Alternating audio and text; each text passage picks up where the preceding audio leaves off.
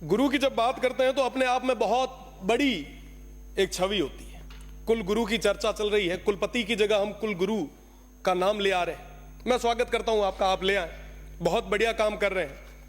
मेरे से पहले माननीय भरतपुर से आने वाले सदस्य ने कई सारी चीजें कही। सही बात है कि साहब यूजीसी आपको वैलिड करेगी नहीं करेगी, क्या पता कल के समय में कुलगुरु कहीं पे साइन करते हैं, वो डिग्री अगर कैंसिल हो गई तो क्या होगा। हमारे यहां से कोई ग्रेजुएट करके कोई फॉरेन जा रहा है और वहां पे सब देखता है कि साहब वाइस चांसलर के सिग्नेचर ही नहीं है, तो उसको 4-4 बार धक्के खाने पड़ेंगे। आप इसके लिए कुछ ना कुछ एक ठोस चीज ले आए, मेरा तो यही निवेदन है। क्योंकि गुरु की बात है तो मैं उनके सामने या उसके विषय में आपके खिलाफ तो नहीं बोलूंगा, और गुरुओं की तो इज्जत हमेशा हम करते ही आए। गुरु गोविंद दोनों खड़े काके लागू पाए, बलिहारी गुरु आपने गोविंद दियो बताए। बहुत बड़ा नाम है, आप करें, स्वागत है आपका।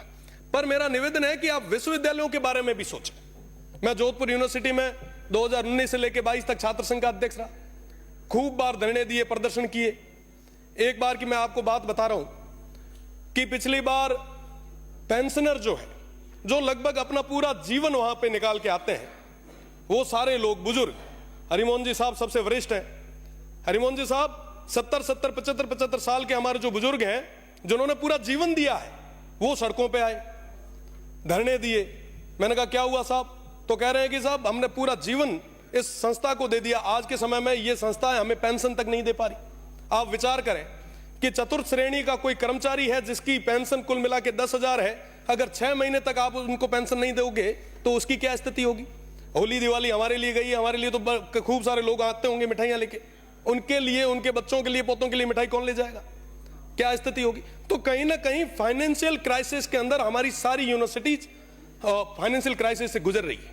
हम उसको अपलिफ्ट कैसे करें, उसके बारे में चर्चा करने की ज्यादा जरूरत है। अब बात करें स्टाफ की, यूनिवर्सिटी के अंदर सारे प्रोफेसर्स के पद खाली पड़े, असिस्टेंट प्रोफेसर्स के पद खाली पड़े, टीचिंग नॉन टीचिंग के सारे पद खाली पड़े, कोई बात करने के लिए तैयार नहीं है। जो गेस्ट फैकल्टी पे जो प्रोफेसर्स आ रहे हैं, जो पढ़ाने के लिए आ रहे हैं, वो इसी उम्मीद के साथ कि कभी ना कभी सरकार कोई ना कोई ऑर्डिनेंस लाएगी और हमें परमानेंट करेगी। तो मेरा तो निवेदन है कि जो गेस्ट फैकल्टी पे आ रहे हैं, आप उनको परमानेंट करें। नॉन टीचिंग के जो स्टाफ है, लगभग काफी लोग तो ऐसे हैं जिन्होंने पूरा जीवन दे दिया, अभी तक वो टेम्परेरी है, उन लोगों को आप परमानेंट करें। साथ ही साथ मैं स्टूडेंट्स की बात करूं, आप बहुत एक्टिव हैं, माननीय मंत्री जी बहुत लांठा है।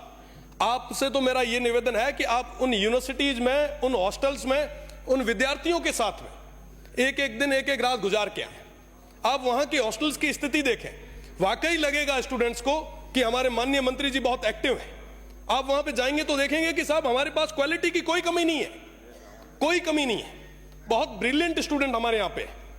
आप उनके बीच में अगर समय निकालेंगे तो 4 चीजें साथ में निकल के भी आएगी। साथ ही साथ अभी बात चल रही थी सिंडिकेट की, सीनेट की, तो सीनेट और सिंडिकेट के अंदर छात्रों को या छात्र नेता या जो ब्रिलियंट स्टूडेंट है, आप कैसे भी तय करें और उनको जगह दें, ताकि एक कम्युनिकेट रहे। समन्वय नहीं है साहब, विश्वविद्यालय प्रशासन अलग भाग रहा है, छात्र अलग भाग रहे हैं, तो कहीं ना कहीं एक ब्रिज बनाने की जरूरत है।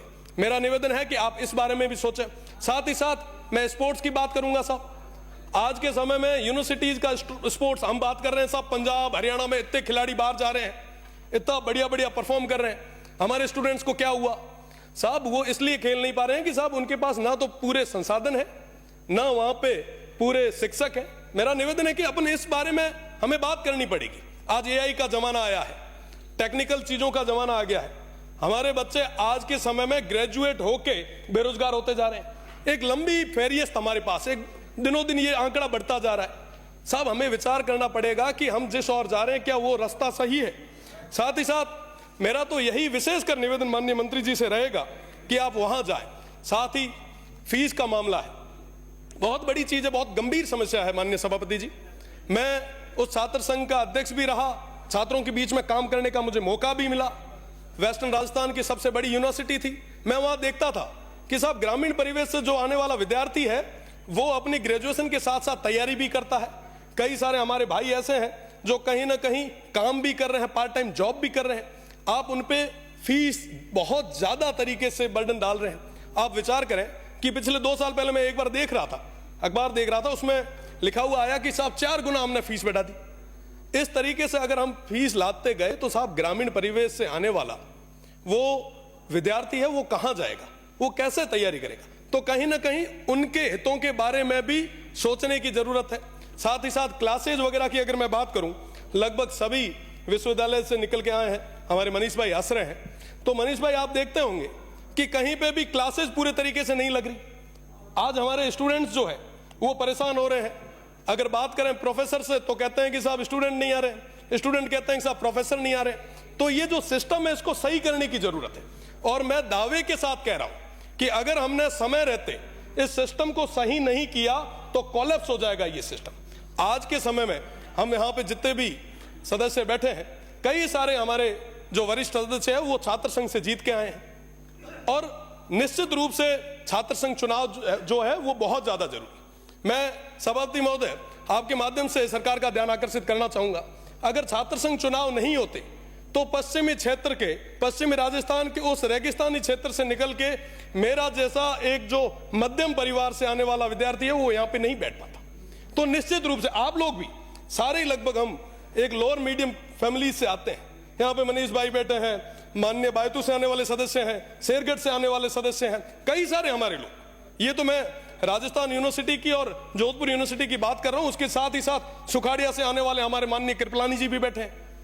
तो निश्चित रूप से ये छात्र संघ चुनाव होंगे तो नए युवाओं को राजनीति में आने का एक मौका मिलेगा। और निश्चित रूप से अगर आपको लग रहा है कि साहब चुनाव सही नहीं हो रहे तो आप उसके ऊपर कहीं ना कहीं 4 नियम ज्यादा लगाएं, लॉ एंड ऑर्डर को मेंटेन करने के लिए फोर्स ज्यादा लगाएं, पर छात्र संघ चुनाव कराएं ताकि नए युवाओं को आगे आने का मौका मिले। साथ ही साथ मेरा एक जो विशेष निवेदन आपसे मैं वापस माननीय मंत्री जी से करूंगा कि ये जो टेम्परेरी स्टाफ जो लगे हुए हैं टीचिंग और नॉन टीचिंग के, उनको आप परमानेंट जरूर करें। नई एक्टिविटीज को बढ़ाने के लिए हम प्रयास करें। वहां पे कैरियर काउंसलिंग की बहुत ज्यादा जरूरत है। आज के समय में कोई भी कैंपस के अंदर कैरियर काउंसलिंग के लिए नहीं आ रहा।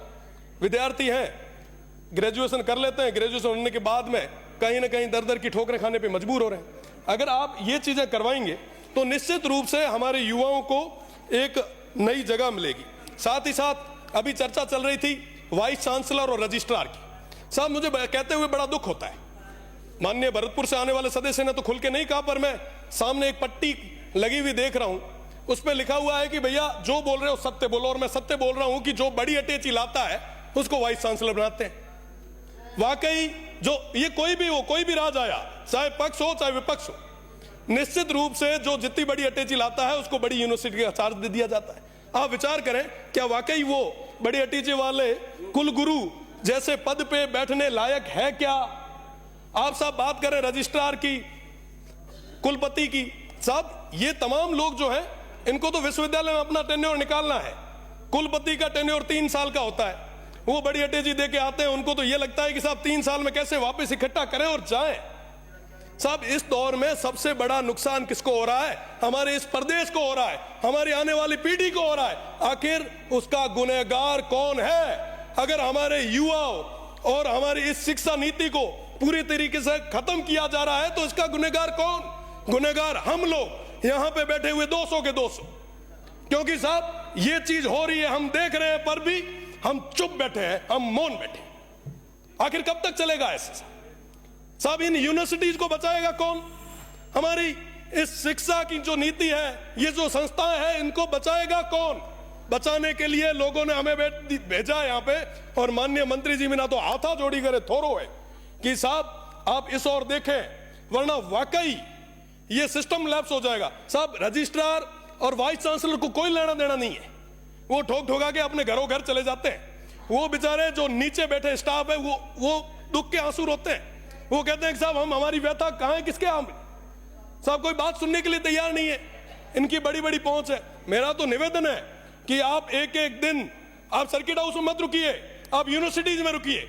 उन युवाओं के बीच में नवाचार आएगा साहब, नए क्वालिटीज के लड़के आगे आएंगे, आपके लिए रिसर्च करने वाले लड़के आपको मिलेंगे। आप तो उनको आगे लाएं। निश्चित रूप से आप जो आज कुल गुरु का जो कर रहे हैं, मैं आपको धन्यवाद देता हूं, पर कुल गुरु के साथ साथ यूनिवर्सिटी को अपलिफ्ट कैसे करें उसके लिए भी बात करें। हमारी कॉलेजेस के अंदर आज के समय में ज्यादातर प्रोफेसर्स के पद जो है वो खाली पड़े, आप उनको भरें। साहब घना ही बेरोजगार आ रही फौज बड़ी गातो नहीं मीना बड़ा हुआ ना अपलिफ्ट करो।